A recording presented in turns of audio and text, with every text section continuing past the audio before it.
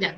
Muy buenas tardes, distinguidos amigos de la Sociedad Bolivariana y de este método que tenemos para comunicarnos con ustedes, que ya se está arrimando a los 200, que serán el próximo jueves. Hoy es la 199. Que tenemos hoy el tema, el viajero belga Gerard Nouvel y la guerra de los 1000 días en Colombia, que será dictada por el doctor Luis Eduardo Páez García, que es un ciudadano muy importante, es un periodista, historiador, que nació en Ocaña. Y eso es un mérito muy grande, porque Ocaña es el origen de tantas cosas de este país buenas. Hizo estudios de primaria y secundaria allá y Derecho en la Universidad Nacional de Colombia. Cursó segundo de revisor fiscal y auditorial de la Contraloría de Cundinamarca. Seminario, taller de bibliografía y procura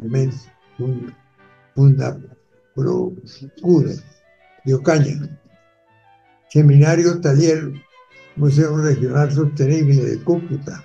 Seminario, taller, colecciones colombianas. Los organismos a que pertenece, es miembro del correspondiente a la Academia de Historia Colombiana, miembro del número de la Academia de Historia de Ocaña, miembro del número de la Academia de Historia Norte de Santander, miembro correspondiente de la Academia de Historia de Santa Cruz de Monpós, miembro correspondiente de la Academia de Historia del Táchira, Venezuela, miembro correspondiente del Centro de Historia de Convención, miembro del Centro de Historia de la Playa de Belén, miembro fundador de la Sociedad Santanderista de Ocaña y miembro coordinador en Ocaña del Parlamento Interamericano de Escritores de Cartagena. Ha tomado muchísimos cursos, tiene una hoja de vida larguísima que naturalmente no los voy a fatigar diciéndolo todo, pero tiene una multitud enorme de publicaciones.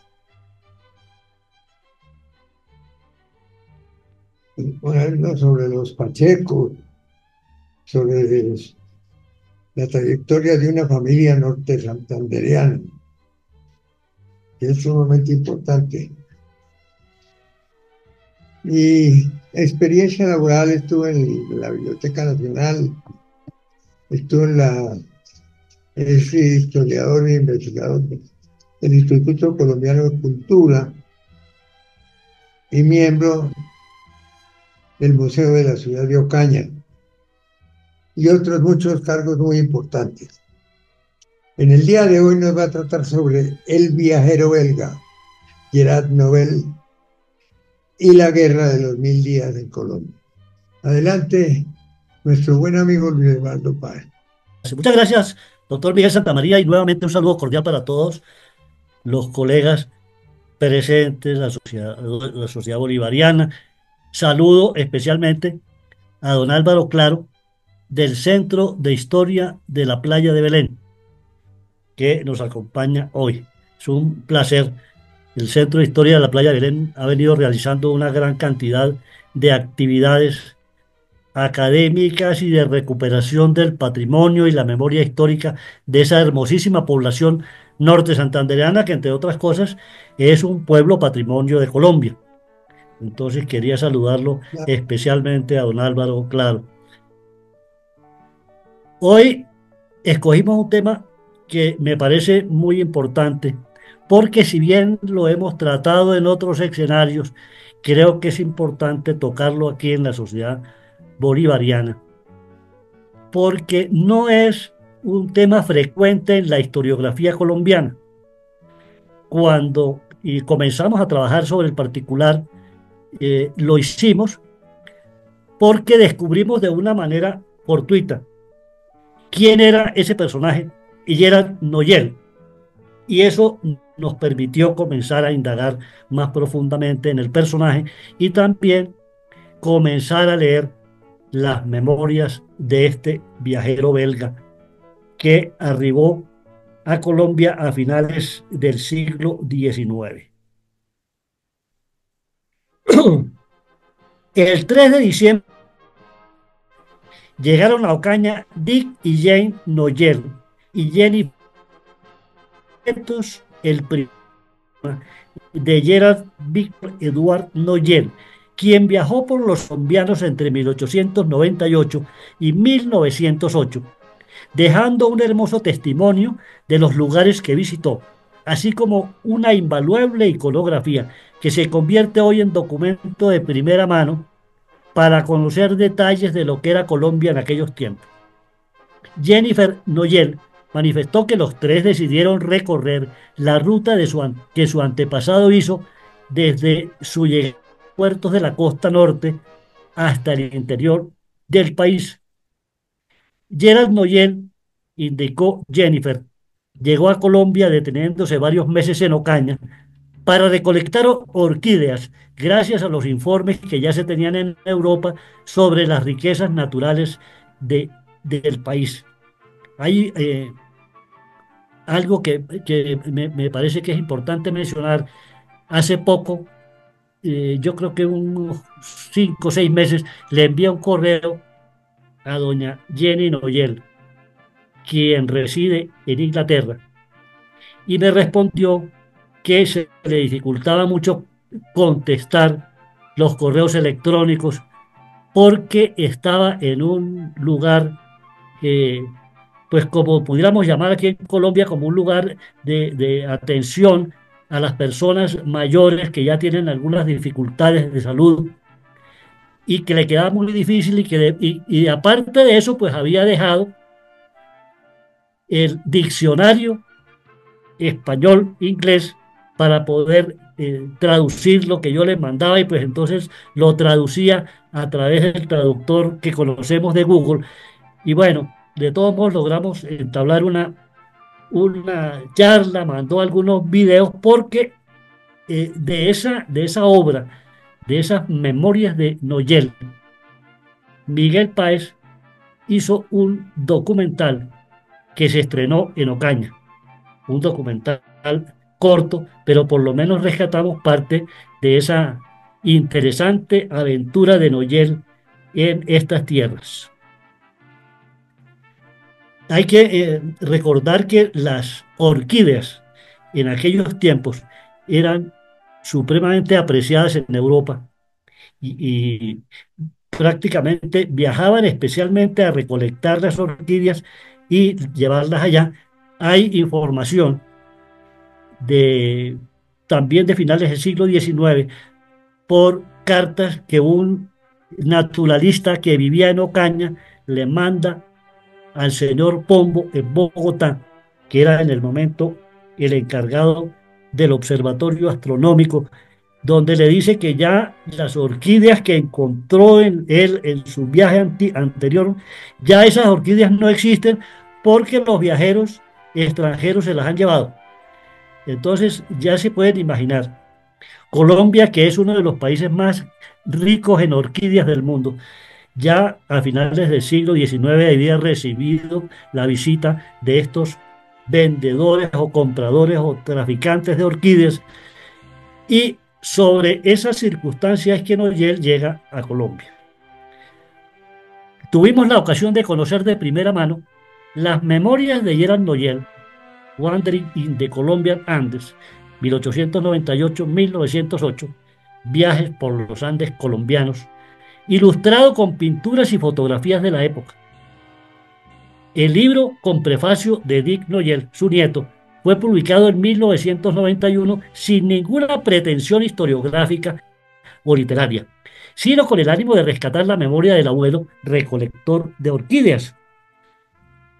Sin embargo, la publicación constituye un valioso aporte para la historiografía colombiana, en primer lugar, por el desconocimiento que sobre su autor se ha tenido, y en segundo lugar, porque esta nueva visión de un europeo complementa las ya conocidas y nos acerca a la Colombia romántica, exuberante y pluriétnica del siglo XIX. ¿Quién fue Gerard Noyel? Su nieto Dick nos dice en el prólogo a la obra del abuelo que Gerard Noyel, o más exactamente Gerard Víctor Eduard Noyel, nació en Courtrai, Flandes, Bélgica, el 11 de febrero de 1869 y falleció el 6 de agosto de 1951 en Horn, pequeño poblado de la provincia de Hampshire. Fue el último de 4 hijos, pero su padre Luis murió en 1875 y luego Gerard fue criado en un orfanato de Bélgica. A la edad de 17 años se trasladó a Inglaterra después de haber trabajado en una finca de Rothschild en Francia. De acuerdo con lo narrado, su nieto trabajaba en su salón Nephew's Barber en Haymarket, en Londres, lo que representa Richard Tonics lociones para el cabello. No tuvo educación superior, pero es indudable que tenía muchos conocimientos de geografía y de botánica y gran habilidad para los negocios. De ello dan cuenta sus memorias en las cuales analiza no solo los parajes, poblaciones y ciudades que visitó, sino que emite juicios sobre aspectos económicos de la época y analiza la situación política observada en aquella Colombia de finales del siglo XIX y comienzos del XX, y utilizando un lenguaje que no es muy distante, como ustedes recordarán, del lenguaje que ya habían utilizado otros europeos que antecedieron esta visita de Noyel. Te recordamos que los europeos están visitando el territorio de Colombia desde hace muchísimos años. Muchos de ellos llegaron como ingenieros, como profesores de las universidades, participaron en fundaciones de instituciones muy valiosas en Colombia y Noyel viene a ser uno de esos representantes más, digamos, cercanos al siglo XX que los otros visitantes. Hay una cantidad, entre otras cosas, de naturalistas. Esos naturalistas van a complementar el trabajo de la expedición botánica y van a comenzar a recolectar nuevas especies y a enviarlas a, a las instituciones en Europa, sobre todo en París, donde se apreciaba mucho lo que provenía de la América Latina. Las orquídeas colombianas, pues lógicamente van a tener un aprecio muy grande por todos estos científicos que en Europa van a comenzar a conocer el país y el resto de Latinoamérica gracias a esos viajeros del siglo XIX. Entonces comenzamos a buscar inicialmente quiénes eran esos viajeros europeos y norteamericanos que habían visitado nuestro territorio y por ninguna parte encontramos a Noyel. Pensé incluso en un momento determinado que podía ser como una falla en los procesos de investigación que yo estaba adelantando, pero no, resulta que por ninguna parte aparece Gerard Noyel. Y hay algo bien interesante con estas memorias, porque las memorias fueron publicadas en Inglaterra. No se hizo esa publicación, digamos, con un gran tiraje, sino que los familiares se reunieron y entre ellos editaron una edición en el año de 1991 que circuló únicamente en la familia. Esto prácticamente pudiéramos decir que fue una especie de obra fotocopiada en los equipos que los Noyel tenían para hacerlo. Los Noyel están en este momento, que yo haya podido precisar, en Inglaterra con Jenny, que parece que no tiene más familiares allá en Inglaterra, y en Australia. En Australia está Dick, quien fue la persona que escribió el prólogo de la obra del abuelo. Pero como la obra se publicó en inglés y únicamente tuvo circulación entre los familiares y el grupo de amigos, pues lógicamente nunca tuvo una trascendencia en América Latina, nunca se envió. Y cuando ellos llegaron a Ocaña en el año 2015, yo tuve la grata satisfacción como director del Museo de la Gran Convención y como presidente de la Academia de Historia de recibir de manos de Digno Oyer el archivo con la obra del abuelo en inglés y un archivo también, con carpetas que contenían las fotografías que tomó de las poblaciones que alcanzó a fotografiar entre la costa y el interior del país. Ahí encuentra uno fotografías de Dibuya, fotografías de Gamarra, de Bucaramanga, bueno, y otras, y también hay unas acuarelas. No era precisamente un experto en la acuarela, pero dejó un registro interesantísimo. Entre otras cosas, ese registro me permitió al menos conocer cómo era el famoso puerto nacional o puerto real de Ocaña. Ese puerto en Ocaña se fundó en el año de la fundación de la ciudad, en 1570. Se fundó primero el puerto y después se fundó la ciudad de Ocaña. Y él pinta en esa acuarela una pintura, digamos que muy ingenua, pinta cómo era el centro de esa pequeñísima población que desapareció con el tiempo para dar paso a Gamarra, entre otras cosas porque el río Magdalena se fue retirando paulatinamente. Un caso muy parecido al de Mompox se retiró el río y el puerto nacional dejó de ser pues un puerto y ya no podían atracar los barcos ni nada. En todo caso, esa obra no pudo, y yo hicimos el intento de que la obra se pudiera traducir y editar aquí en Colombia con el Banco de la República, con algunos amigos de la Academia Colombiana de Historia, pero bueno, lamentablemente no se pudo. Yo aspiro que en algún momento se pueda editar ese libro que pues tampoco es tan voluminoso, pero sí es muy interesante.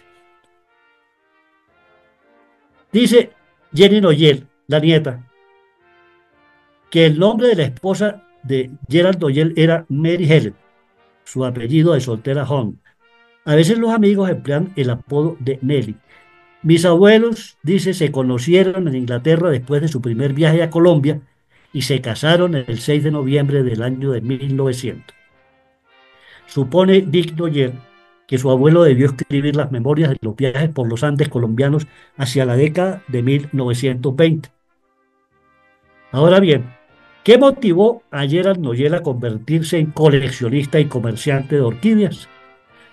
Su nieto no responde específicamente el interrogante, pero si analizamos el talante aventurero de Noyel y su voluntad para vencer los obstáculos a que se vio sometido, habremos de concluir que para muchos europeos de aquella época, América Latina constituía un atractivo por la exuberancia de su naturaleza y los ya divulgados relatos de otros viajeros que le precedieron.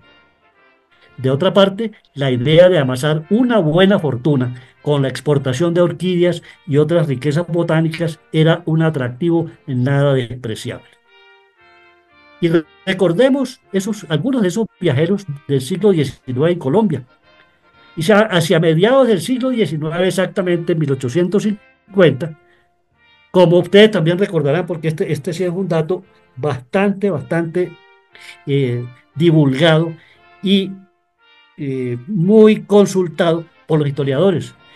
Hacia mediados del siglo XIX, el conocimiento que se tenía de Colombia, República de la Nueva Granada en aquel entonces, no era muy claro, pese a la existencia de documentos coloniales que habían descrito algunas regiones del virreinato de la Nueva Granada.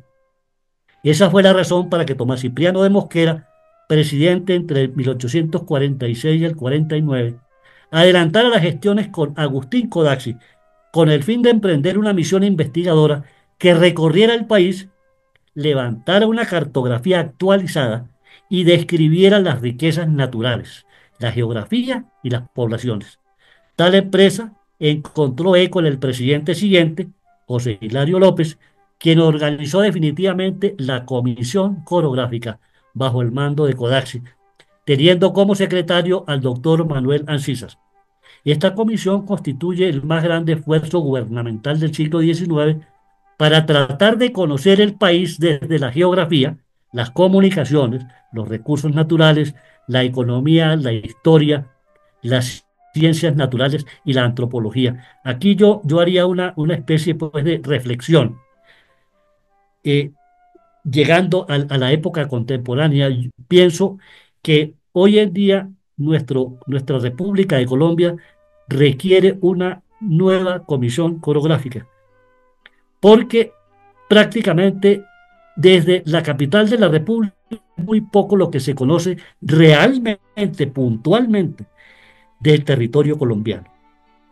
Por ejemplo, se sabe que son 32 departamentos, pero se sabe muy poco de lo que ocurre en La Guajira. Únicamente vemos estas cosas, por ejemplo, el Catatumbo, en nuestra cercana región, Aucaña. Se sabe que hay violencia y entonces lo que aparece en los medios de comunicación son los incontables atentados de la guerrilla contra los oleoductos, contra el ejército colombiano, contra la policía. Pero cuando uno va a buscar información hecha por especialistas, por cartógrafos, por antropólogos, por sociólogos, no va a encontrar precisamente nada. Va a encontrar discursos políticos con un sesgo bastante molesto para la investigación académica. Y cuando digo esto, lo digo es porque realmente no hay ningún afán de conocer el territorio colombiano desde el punto de vista del centralismo, y eso ha hecho que sigan siendo muchos territorios colombianos prácticamente dejados a la mano de Dios. Yo cada vez que veo las noticias miro con susto, con asombro, lo que está ocurriendo en el Chocó. Parece que ese departamento no fuera de Colombia, parece que fuera una parte, un pedazo de la patria que nadie quiere coger y donde se llevan a cabo permanentemente acciones del Estado, entre comillas, para recuperar a la gente, para afianzar la paz que nunca se afianza, porque entre más días pasan, peor noticias recibimos de lo que están haciendo allá el clan del Golfo, la guerrilla, el ELN, la FARC, etcétera, y lo mismo ocurre en la región del Catatumbo. Todos estos municipios de la antigua provincia de Ocaña se encuentran en la misma situación. Entonces sí pienso, de pronto un poco románticamente, que estamos en mora de una nueva comisión coreográfica. Pese a todo el trabajo que hizo Agustín Codaxi con Manuel Ancisas, muchos aspectos quedaron incompletos debido a lo vasto del territorio y al aislamiento vial entre las regiones y la capital de la República. Es aquí donde entran a jugar un papel de capital importancia los viajeros extranjeros del siglo XIX, provenientes de Europa y los Estados Unidos, cuyos testimonios escritos, la mayoría de ellos publicados junto con preciosas plumillas, acuarelas, dibujos y fotografías, se pueden hoy consultar en las bibliotecas del país. Viajeros como Charles Safran, Isaac Horton, Albert Millikan, Pierre Espagnol, Eliseo Reclus, Gaspard Molián, Edouard André, Henri Candelier, Alcide Orbigny, Pierre Desiré Roland, Jean-Baptiste Boussignol, Edward Marc, Henry Price, entre otros, dejaron sus memorias escritas e ilustradas que permiten analizar las impresiones de los extranjeros sobre el actual territorio de Colombia. Y se ha escrito mucho sobre esto, muchos ensayos académicos y ediciones facsimilares de estas obras escritas por los viajeros extranjeros, que son maravillosas. Permiten observar una visión diferente a la visión del colombiano con relación a su propia patria. ¿Cómo era la imagen de Colombia para Noyel? ¿Cómo veían a Colombia estos viajeros europeos del siglo XIX? También se ha escrito mucho sobre este asunto, destacando entre otros aspectos una marcada postura de superioridad frente a los habitantes de las poblaciones latinoamericanas, cuyas costumbres y vida cotidiana eran para ellos francamente bárbaras. Esto no es nada raro, Y no debe sonar ofensivo, porque recordemos, esta época, pues la civilización, entre comillas, residía en Europa y en los Estados Unidos. Francia seguía siendo el epicentro de todo el desarrollo intelectual del mundo y pues lógicamente llegaban a estos territorios donde la educación no era precisamente una virtud, cosa que aún ocurre. Todavía ni siquiera hemos podido superar los índices de analfabetismo en Colombia. Todavía no hemos podido lograr que el hábito de la lectura sea una constante. Entonces, imaginemos esto en el, y el choque de estas personas que habían nacido en ciudades que tenían todos los servicios, que tenían un desarrollo económico, industrial, etcétera, pues lógicamente tildaban las costumbres de la mayor parte de estas poblaciones como bárbaras. Personas, por ejemplo, acostumbradas a transitar por buenas carreteras y equipados puertos y vías férreas, entraban de pronto en caóticos conglomerados humanos donde las autoridades poco o nada operaban, intrincados caminos de herradura. Los caminos reales que a Noyel le causaron tanta gracia daban paso a selvas y lugares poco o nada explorados donde los peligros podían surgir en cualquier momento. Y también es importante indicar que se trataba de las percepciones de hombres blancos que bien sea por sus lecturas, viajes u orígenes, tenían como referentes de progreso y civilización a Estados Unidos y Europa, excluyendo a España, por aquello de que nunca han considerado, por lo menos lo han considerado de una manera muy eh, burlona, que España no hace parte de Europa.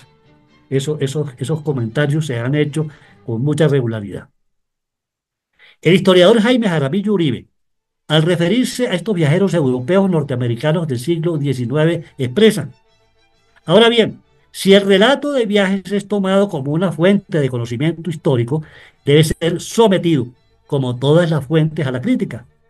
No debe olvidarse que, como todo testimonio, el del viajero puede ser afectado por los valores de su propia cultura, por las ideas dominantes o en su época y aún por su profesión y sus intereses personales.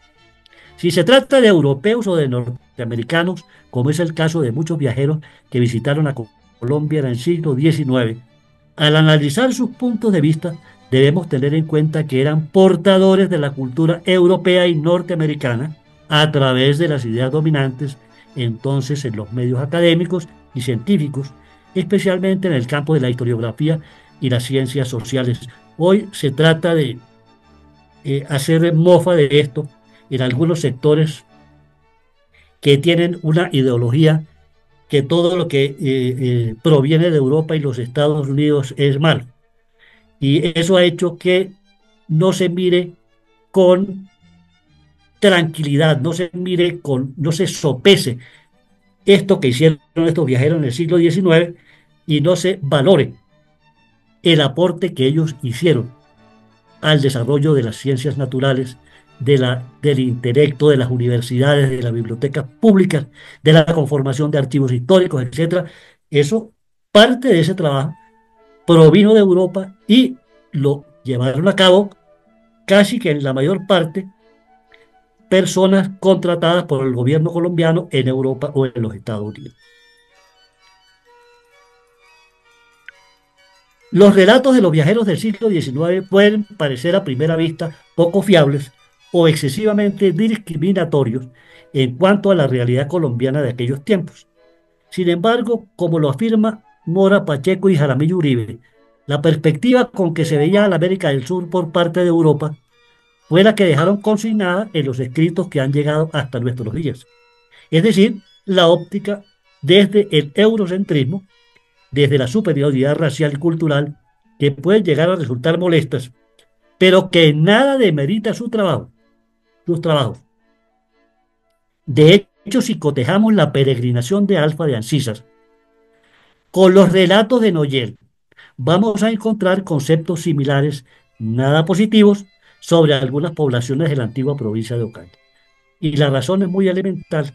Manuel Ancisas y muchos de sus contemporáneos intelectuales que viajaban a las provincias, pues ya habían tenido o contacto con Europa y los Estados Unidos o habían recibido educación que los ponía por encima de cualquier otro comentario que se hiciera desde las provincias colombianas.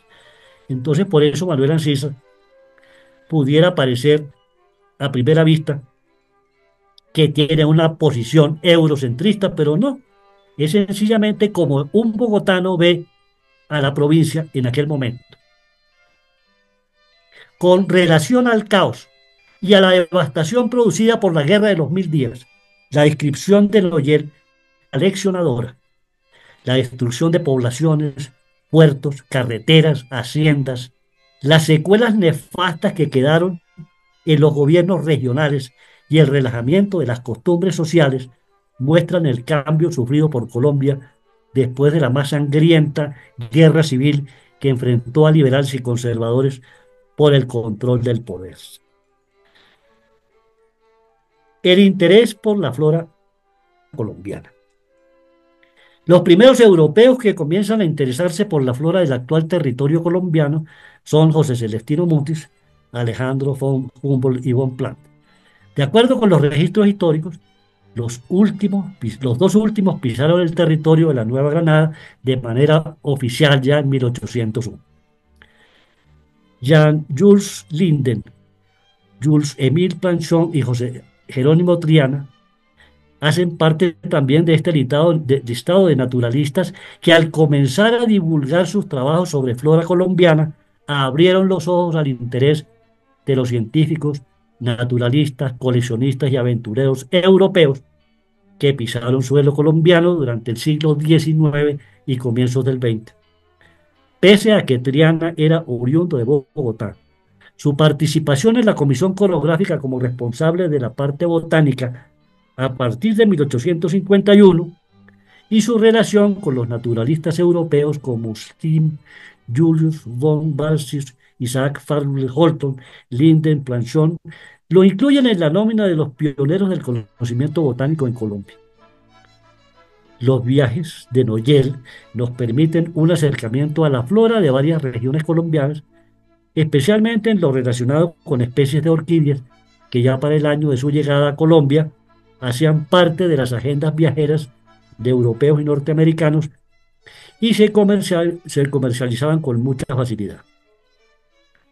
En el caso de Ocaña, debemos recordar que en 1892 llegó el botánico Santiago Cortés como rector del Colegio Nacional, realizando de paso exploraciones en las áreas rurales cuyos pormenores comunicaba a Fidel Pombo, a la sazón profesor de la Escuela de Ciencias Naturales y encargado del Museo Nacional en Bogotá.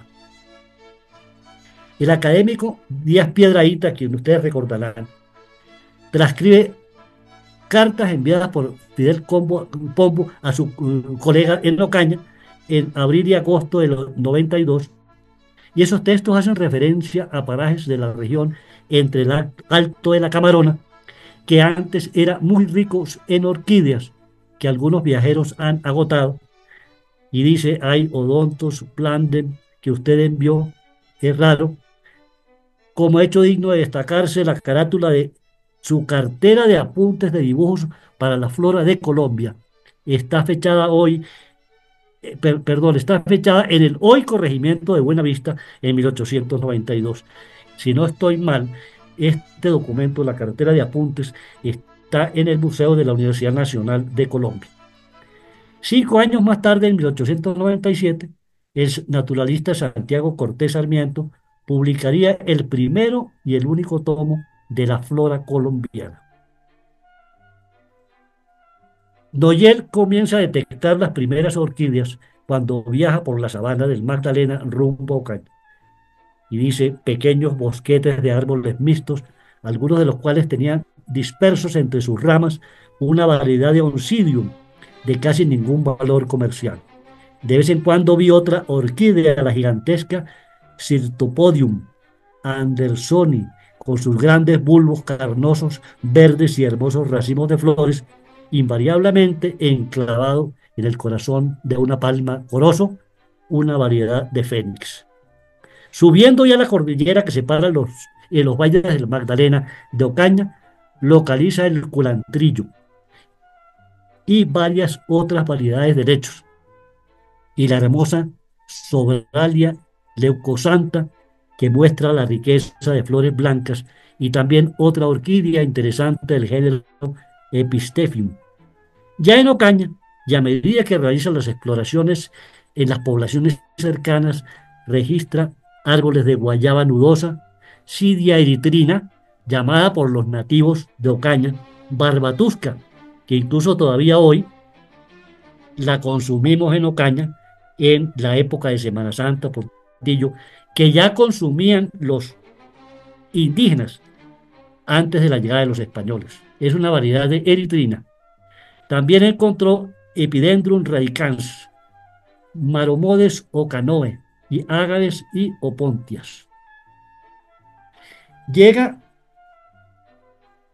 el viajero a lo que actualmente es el municipio de Ábrego, y ahí encuentra una gran cantidad de celos que ágil y resistente, que sirve para atar y azotar las maderas juntos desde clavos juntos desde clavos y tornillos, que son demasiado caros o casi imposibles de obtener.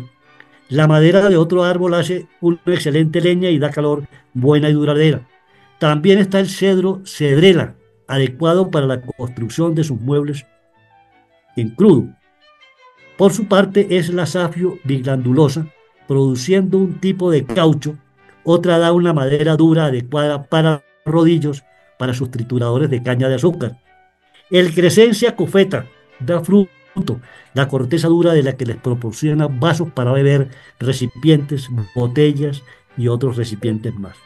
Sin embargo, otro árbol obtiene la ceiba del comercio, una especie de vegetal adecuado para rellenar almohadas.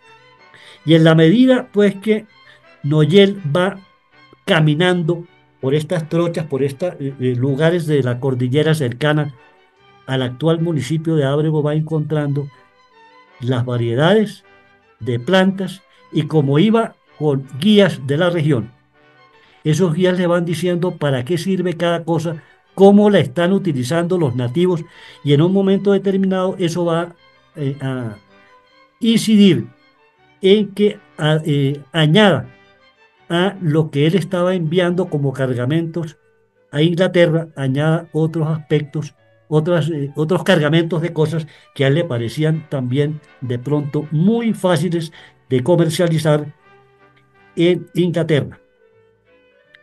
El ágave y bromelia silvestris dan una fibra o cáñamo con que hacen cuerdas, sandalias, sombreros, etc., e incluso el árbol de coro. Galactodendron, cuando golpeó, le da un abundante líquido lechoso que se utiliza con frecuencia como sustituto de la leche. Las hojas de la palmera son las más adecuadas para cubrir con paja, mientras que los de otra variedad enana, Duloica palmata, se utilizan en la fabricación de los famosos sombreros de Panamá. Entre las orquídeas se encuentran en esas montañas, en primer lugar, la de Ontoglossum Pascateri, generalmente en un rango vertical de 6.000 a 9.000 pies de altitud, creciendo sobre todo en los árboles, y en ocasiones se encontró aferrado a las rocas. Menciona otra serie con sus nombres científicos de todas estas orquídeas y variedades naturales que va encontrando. En la población de Convención encuentra el Coriantes macrantha y el Epidendrum atroporum. Otras especies detectadas en la región de Ocaña son las somborgias, la undulata, la maxilaria, miltonias, stanopeas, odontoglossum. El recuento del primer viaje de Noyel es el siguiente. Sale de Southampton el 21 de septiembre de 1897. Llega a Barbados el 3 de octubre, pasando por Haití, el 4 por Jamaica. De aquí sigue hasta Trinidad para después bordear la costa venezolana y atracar en la Guaira, hoy Estado Vargas. Llegar a Curazao y luego a Puerto Colombia y Barranquilla el 14 de octubre. Con base en su narración, tomó un vapor y remontó aguas del río Magdalena el 17 de octubre de 1897 rumbo a Ocaña. Dice, pasamos Remolinos, Calamar, Zambrano, Magangué, El Banco, Tamalameque, todos los puertos fluviales de mayor o menor importancia, y por último, al quinto día llegué a Gamarra, es decir, el 22 de octubre. Aunque el texto no describe a Puerto Nacional, un dibujo suyo, como les comentaba ya anteriormente, nos indica que estuvo también en esta población hoy desaparecida. El itinerario mencionado indica que de Gamarra tomó el camino hacia Ocaña, que sale de los Magdalena, remonta la cordillera oriental, entra a Huachica, Totumal, Venadillo, Río de Oro y de aquí sigue a Ocaña. Lo fragoso del camino y el cansancio propio de aquellas jornadas a lomo de mula obligó a la caravana a descansar en el mesón, que suponemos debió ser alguna fonda utilizada por los arrieros para hacer un alto en el camino antes de proseguir la marcha. Eso queda en la cordillera oriental, que desde la cual se divisa a Ocaña. Y dice Noyel, por fin avistó a Ocaña desde lo alto de la cordillera y a las 3 horas de haber reiniciado la marcha llegaron a la ciudad. Y ahí ya el hombre ha logrado descansar de todo el agite del viaje y dice, me sentí encantado de retomar de nuevo, por decirlo así, la civilización. Llega a Ocaña después de haber atravesado toda la llanura del Magdalena, de llegar a Gamarra, dice que se sintió encantado de llegar a la civilización. El pintoresco pueblo está localizado a 3.600 pies sobre el nivel del mar, a los pies de una alta cordillera. La población es de aproximadamente 17.000 habitantes y el clima es templado. Mi guía me condujo a la mejor hostelería del pueblo, y después de tomar el baño salí a recorrer el primer pueblo de los Andes en que había puesto los pies. Hay que indicar que el principal guía que él pudo tener lo consiguió en Barranquilla y era un guía de la población de Aguachica, de apellido eh, creo que Romero, pero lo veremos un poco más adelante. Ese guía lo siguió a través de todo el recorrido con los otros guías que iban, digamos, teniendo en la medida en que iba de él a Ocaña. Casas pulcramente encaladas, con techos de tejas rojas, grandes puertas dobles a través de las cuales se puede ver el patio interior adornado con plantas y flores ornamentales, las numerosas tiendas con su variado inventario de productos básicos, sus puertas de par en par para que el público pueda entrar y salir a su antojo. Nativos morenos con grandes sombreros y con sandalias se ocupan de sus asuntos. Una y otra vez me detenía para hacerme a un lado y dar paso a un grupo de señoras acompañadas de jóvenes señoritas de ojos oscuros, vestidas en su mayoría de negro, luciendo con coquetería la mantilla española y delicadas zapatillas, el libro de oraciones en la mano, un pequeño taburete plegable y un tapete en la obra. Se abrían camino hacia la iglesia donde el repique de las campanas musicales que resonaban en la montaña las llamaba a sus devociones.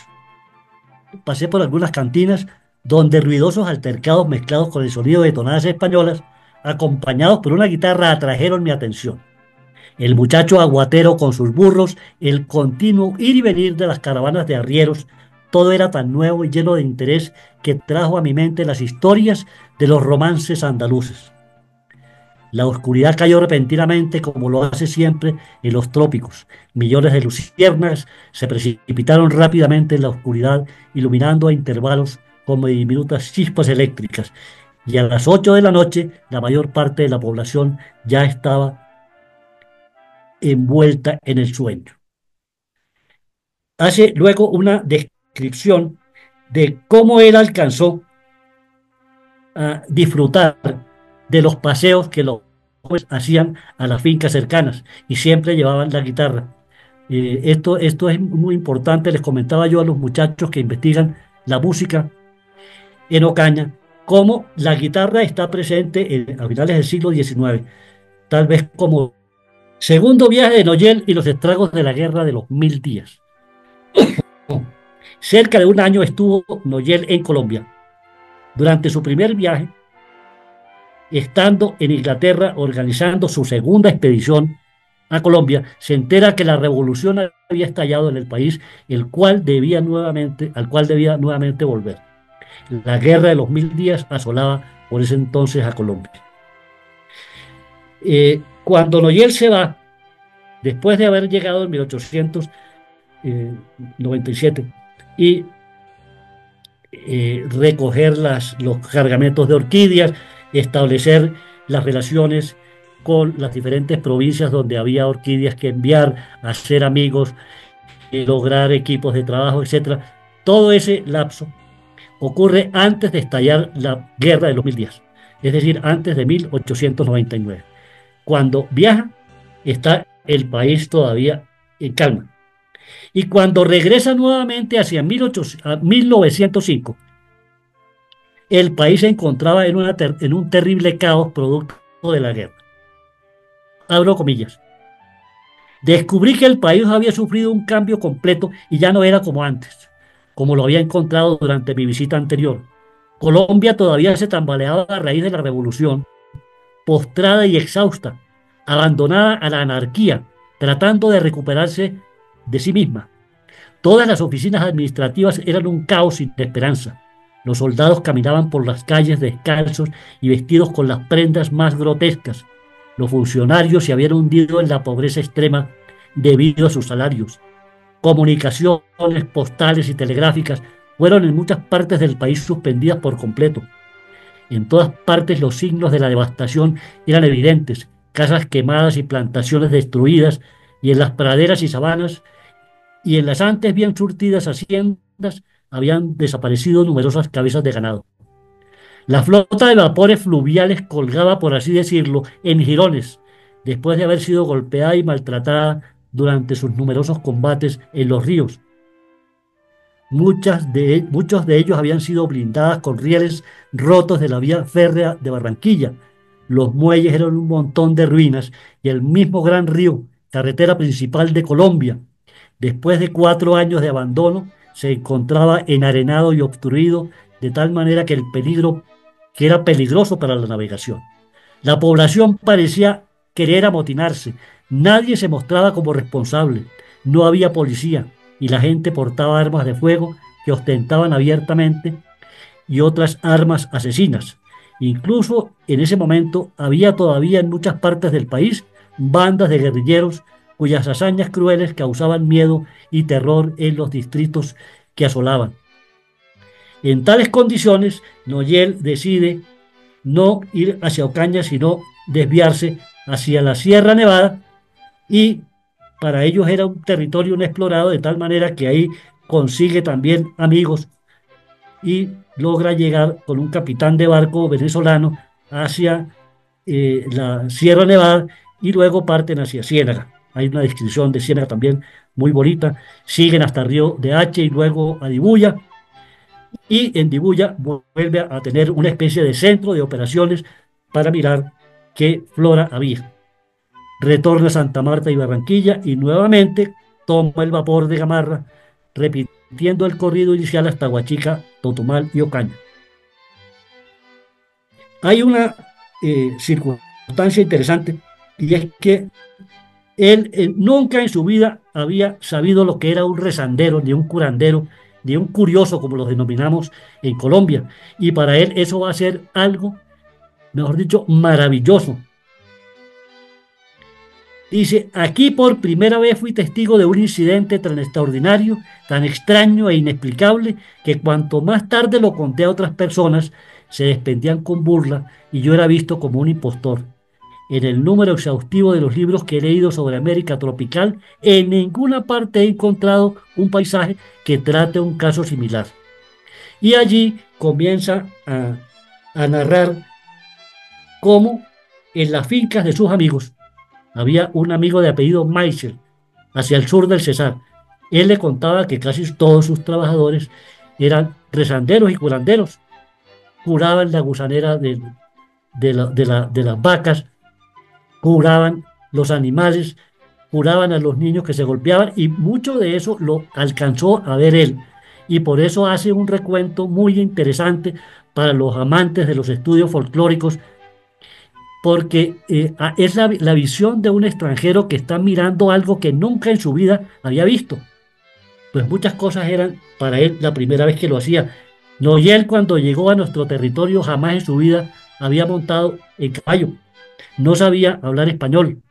Es decir, uno se pone a analizar ese documento de Noyel y es algo impresionante cómo logró adaptarse al territorio, a la gente y lograr ganarse el afecto de la gente. Laureano Ramos, del guía de Aguachica se llamaba Laureano Ramos. Ese apellido Ramos todavía está vigente allá en Aguachica. Hay unas narraciones que son bastante, digamos, patéticas sobre lo que ocurrió con la Guerra de los Mil Días, porque comienza a mencionar algunos casos que él, eh, digamos, pudo observar y las represalias que tomaron las personas que sufrieron el acoso de los momentos de guerra en aquel momento.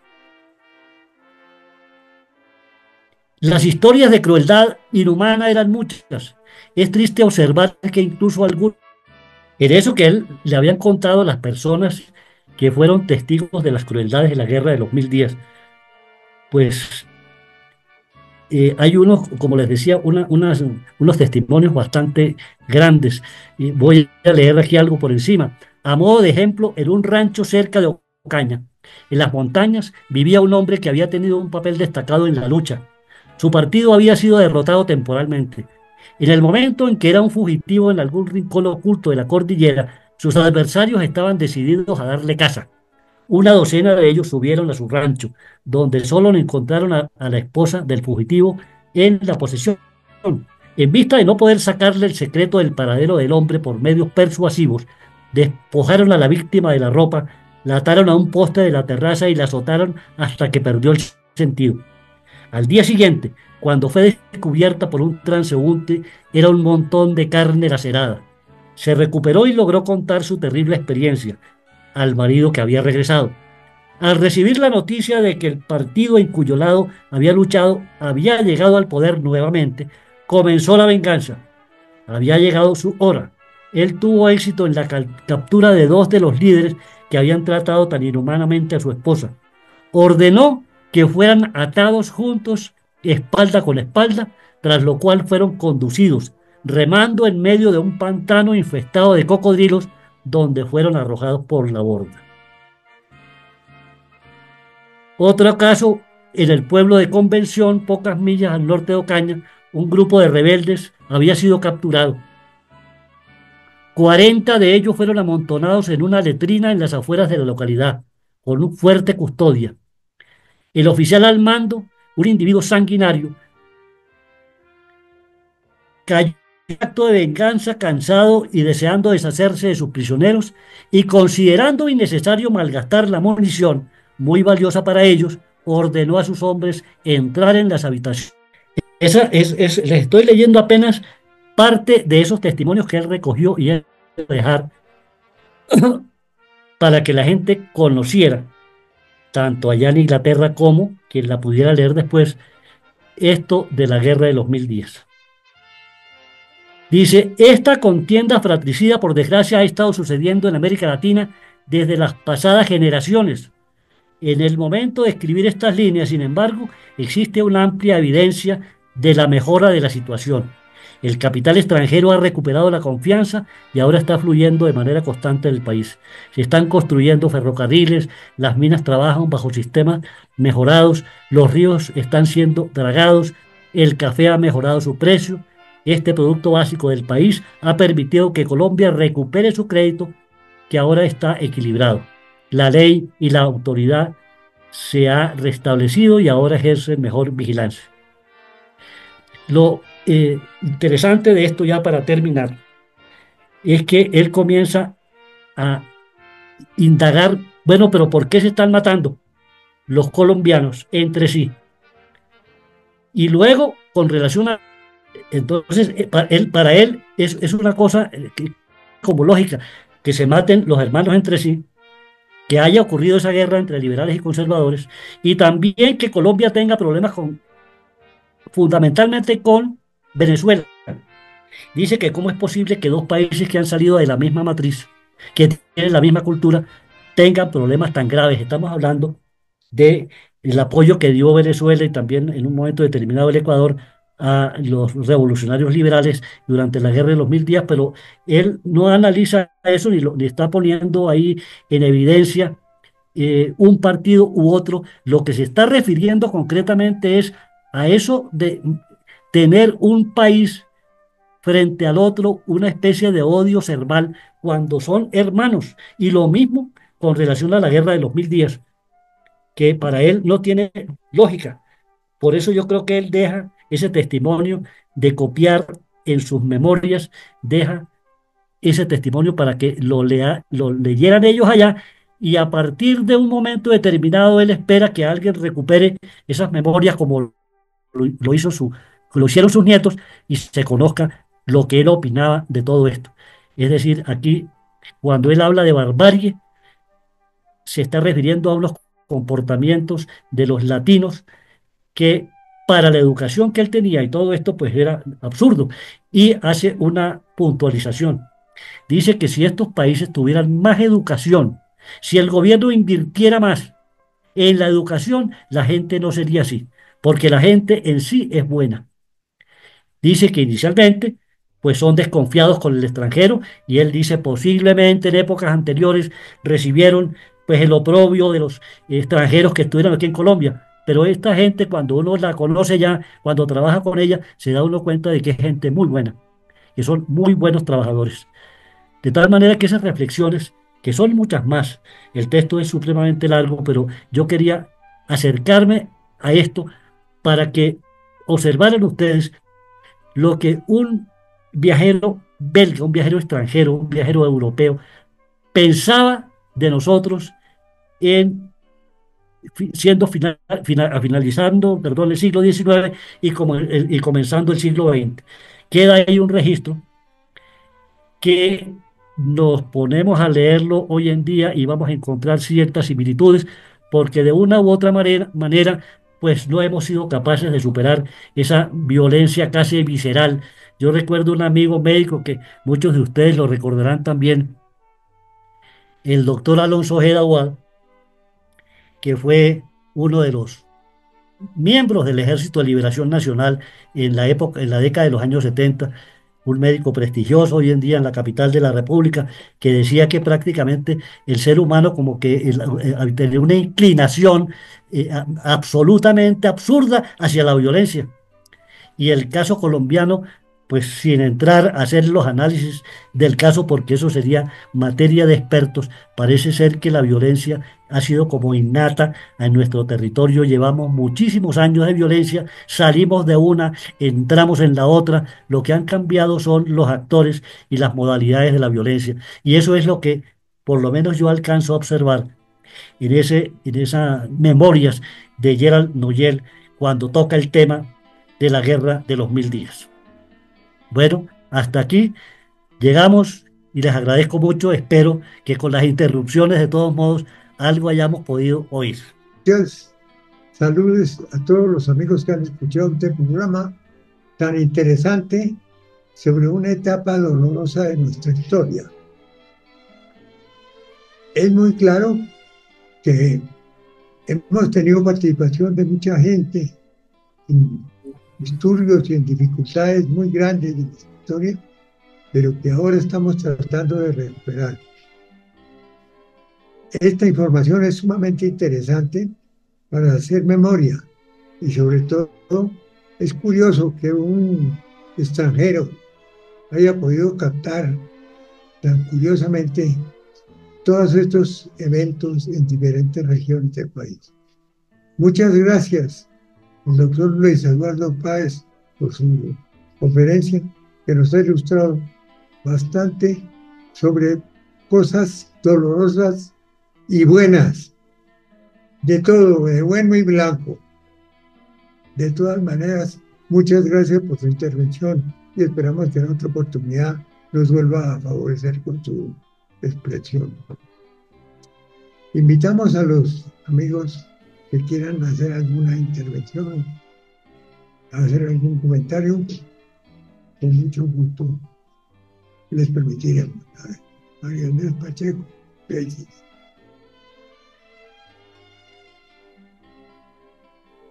Ahí ya quedó activado. Buenas tardes, doctor Miguel Santamaría. Me encanta mucho saludarte. Y la verdad es una felicitación muy especial al doctor Luis Eduardo Páez García, presidente de la Academia de Historia de Ocaña, por el trabajo que nos acaba de presentar.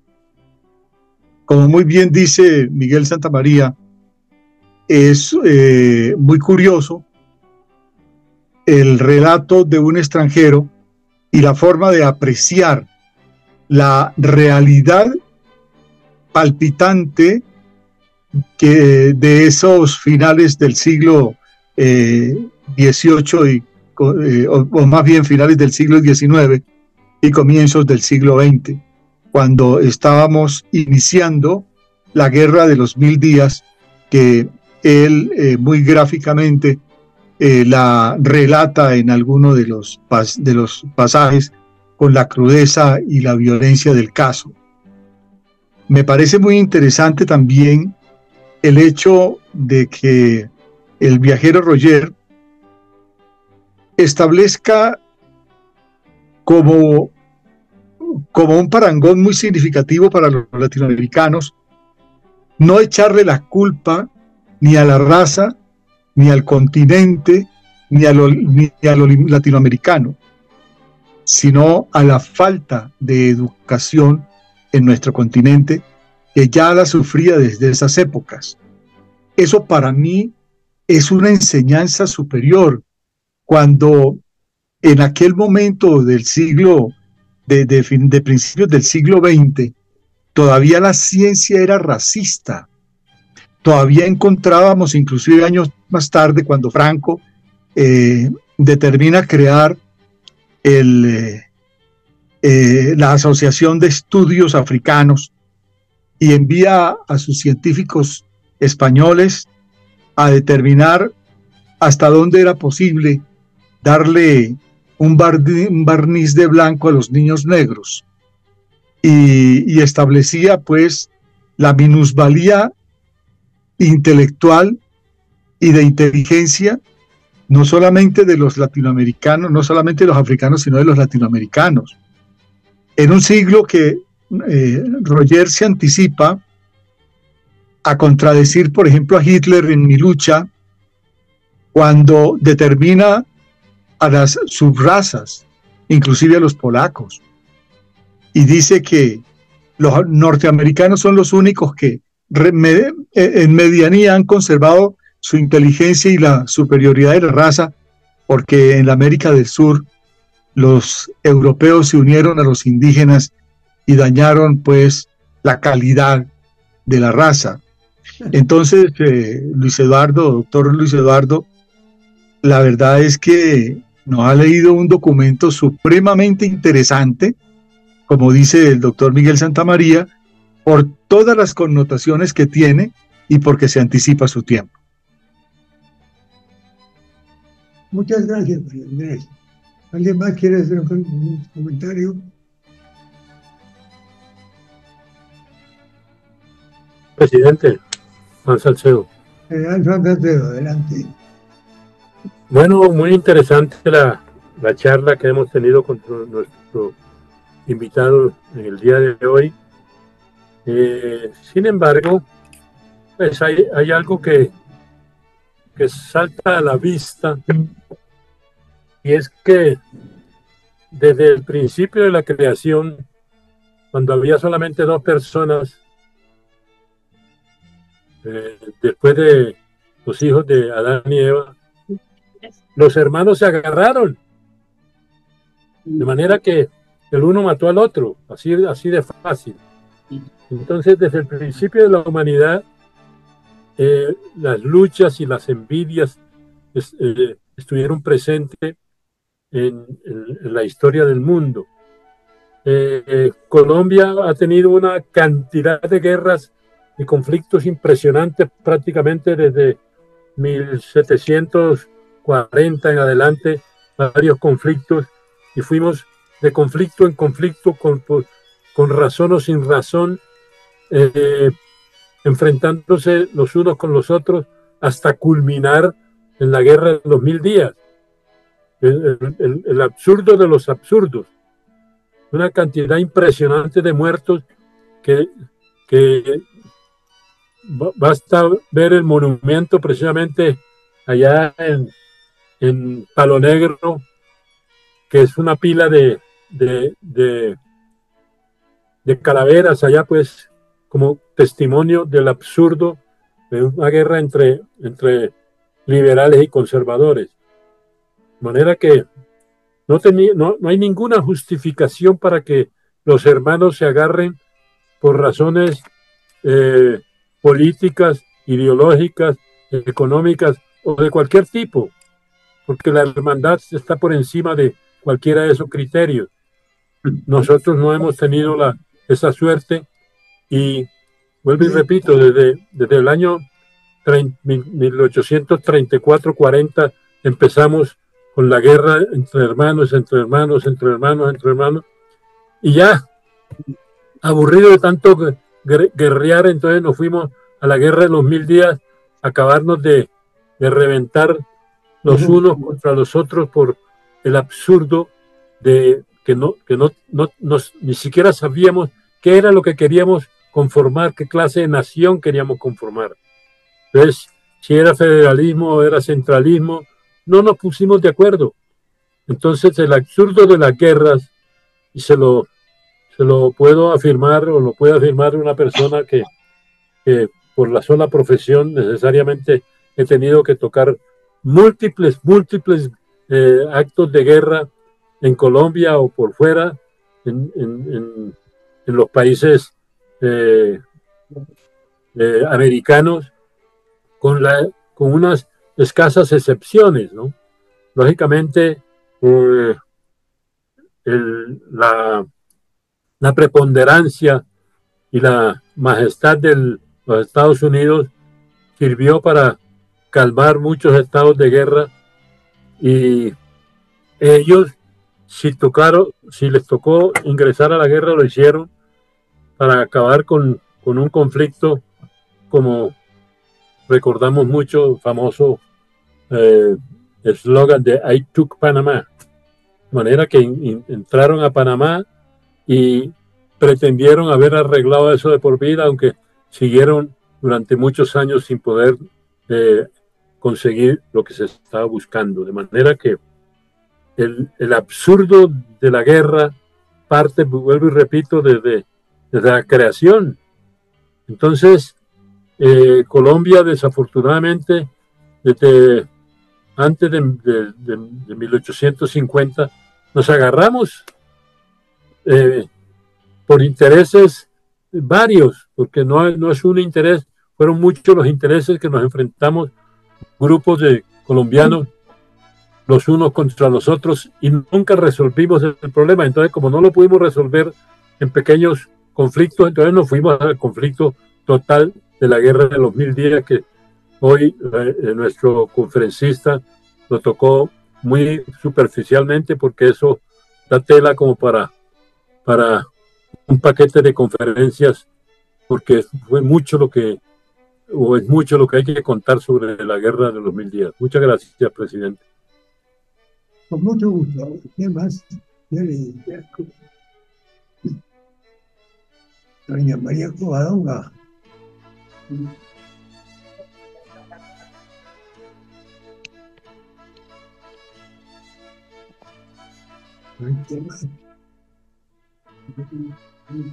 ¿Ah?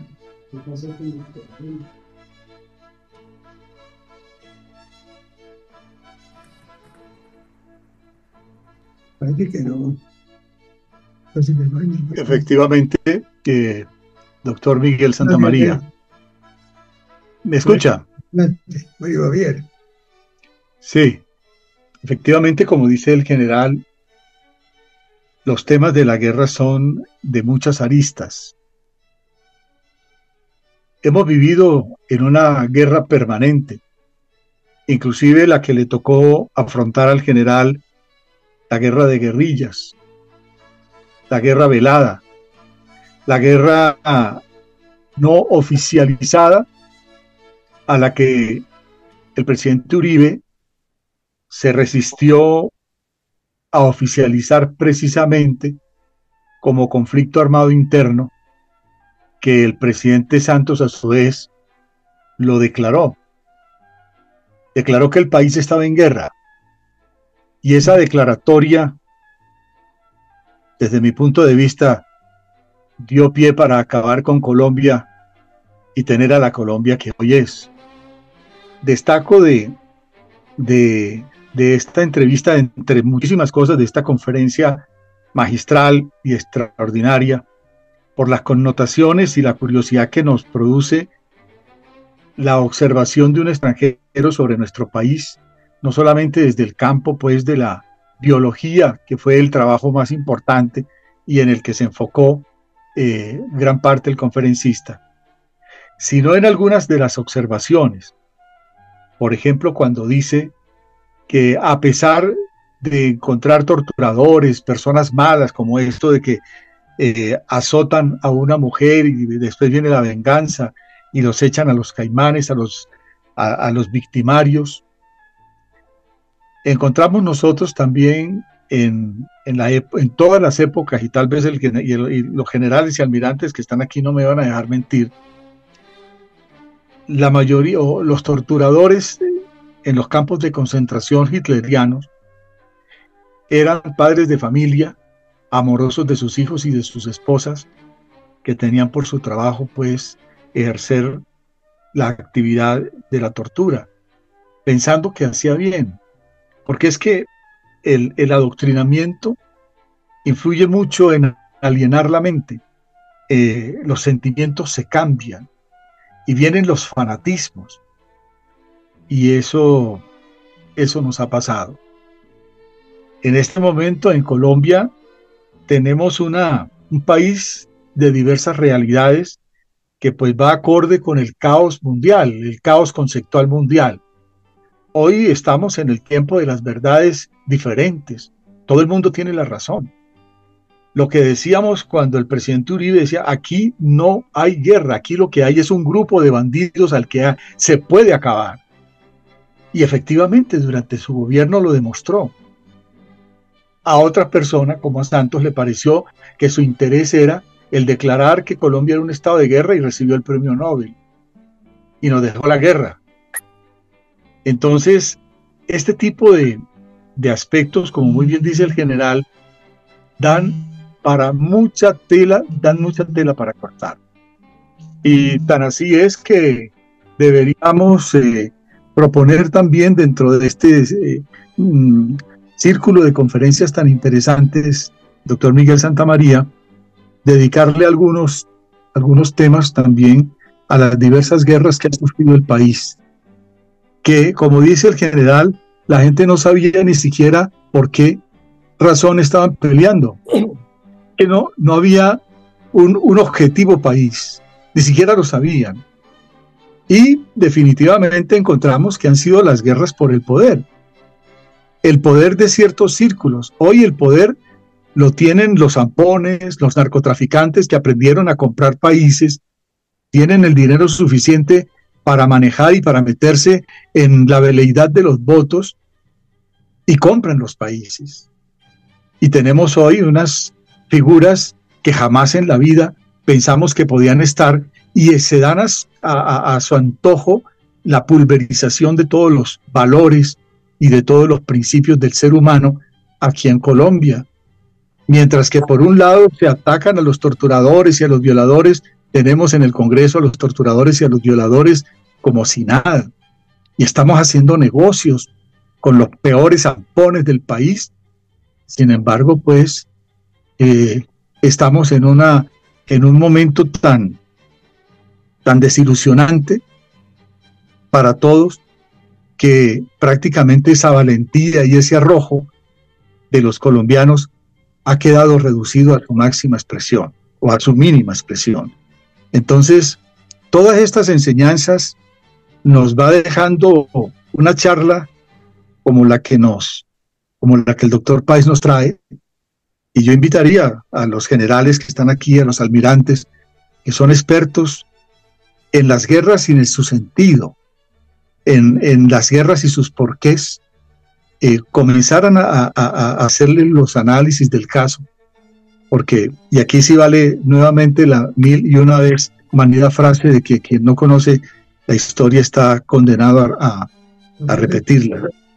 Muy bien, lo felicito nuevamente y muchas gracias, general, por esa opinión que dio usted tan importante. Muchas gracias, Andrés. ¿Qué más quiere decir algo? Oye, Andrés, ¿no? Hola Miguel, buenas tardes. Pepe Telles, adelante. Una breve acotación. A ver, yo creo que las categorías son diferentes, porque es que la cuestión jurídica que existía cuando fue la Guerra de los 1000 días era una noción de guerra civil, que es diferente a la del conflicto armado y que es diferente a la amenaza terrorista, que es un poco lo que nos acaba de hablar el doctor Pacheco. Entonces, un poco más bien por la línea del general Salcedo, ¿no? Hay unos planteamientos filosóficos que sobre eso, digamos, casi que ha sido inagotable, inabarcable de saber por qué existe la guerra en el mundo, ¿no? Unos, por ejemplo, dicen, pegados un poquito de la doctrina de Rousseau, que antes todo era paz hasta que llegó a implantarse el Estado y entonces hubo guerras, porque surgió la propiedad. El día que una persona dijo, esto es mío, esta es mi casa, este es mi terreno, esta es mi mujer, estos son mis hijos, entonces comenzó la guerra.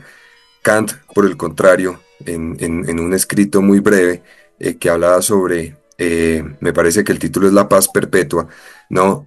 Explica que es todo lo contrario. Los seres humanos vivían en constantes guerras hasta que los ordenamientos sociales, que son jurídicos, implantaron la paz en el mundo.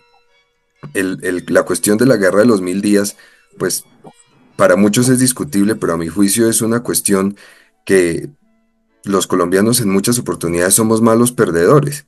Entonces, un grupo no quiso someterse al orden establecido que había precisamente iniciado la Constitución del 86 y decidieron pues insurreccionarse. Y entonces ahí vino la Guerra de los 1000 días, etc. Después entonces llegó la paz. Y precisamente el acto más importante fue el voto nacional, porque es que la paz viene de Dios, no viene de los hombres. Y tiempo después, cuando se organizó lo que conocimos como la guerrilla y las FARC, es muy interesante ver que en un libro sobre la biografía de Tiro Fijo, decía que el primer $1.000.000 que él había tenido para comprar armas se lo había dado Eduardo Santos Montejo. Dice así, el doctor Eduardo Santos me dio el primer $1.000.000 para comprar las armas de esta guerra. Entonces, pues más bien uno entendería que son dos tipos de conflicto, uno el de la Guerra de los 1000 días y otro el que hemos visto de unos 50, 60 años para acá, que más bien es un poco el negocio de la guerra, que ahora se nutre pues del narcotráfico y de otras fuentes, digamos, de dinero y de poder, pero pienso que son dos categorías diferentes y digamos el asunto posterior de la paz, pues tal vez no fue lo mismo que ocurrió con el final de la Guerra de los 1000 días, con los tratados que terminaron en ese momento, Wisconsin y los otros, ¿no?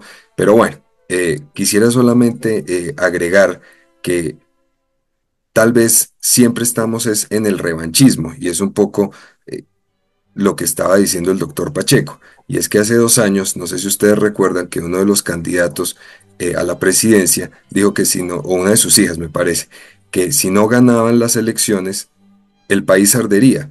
O sea, ¿cómo se supone que en un ejercicio democrático pues esto pueda existir? Pero bueno, pienso que son categorías diferentes, que son momentos diferentes, pero que igual seguimos tratando de buscar la nación, que como es el general Salcedo, no logramos terminar de encontrar en 1886. Gracias, presidente Miguel. Gracias, Luis Felipe. A ver quién más quiere decir algo. Miguel. Álvaro. Tranquilo, Alvario. Bueno, muchas gracias. Muchas gracias, señor presidente. Bueno, realmente hemos oído verdades inconmensurables, realidades absolutas, y no hay cómo ni por qué entrar a discutir algo relacionado con el tema. Pero quisiera decir dos cosas. En primer lugar, nosotros no hemos superado la guerra de los 1000 días. La guerra de los 1000 días tuvo la característica fundamental del odio, de la matonería, del asesinato, de la destrucción del otro, de la destrucción del país.